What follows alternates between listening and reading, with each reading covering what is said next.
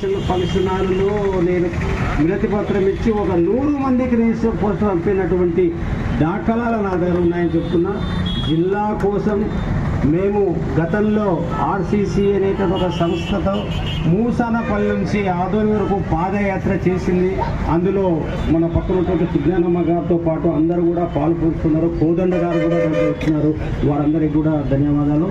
ఇది ఈ రకంగా ఉంటే ఈ మధ్యలో మనకు జిల్లాకు సంబంధించి నేను విచారించాల్సిన విషయము చెక్కారెడ్డి గారు అందరి మధ్యలో అందరి ముందు ఈ విషయం అసలు ముఖ్యమంత్రికే తెలియదనేటువంటి ఒక వార్తను పెట్టి దీన్ని ఒక రకంగా ఇబ్బంది పెట్టారని చెప్పడానికి నేను చింతిస్తున్నాను. దానికి మన ఎమ్మెల్యే గారే సాక్షి. ఎన్నిసార్లు సార్ చెప్పింది మీకు అసెంబ్లీలో, మాకు లెటర్లు ఇచ్చినాడు సార్ నాకే ఇచ్చినాడు.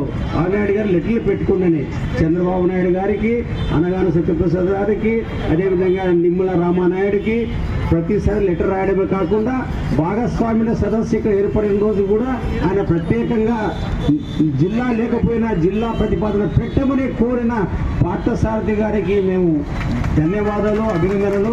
అంతేకాదు సార్, మాకు ఈరోజు పెద్దారవాణముల గ్రామానికి గుర్తింపు ఇవ్వడానికి ఆయన మా గ్రామంలో చెప్పిన బహిరంగ సభలో ఆయన చెప్పిన మాట 2 మీది న్యాయమైన కోరిక.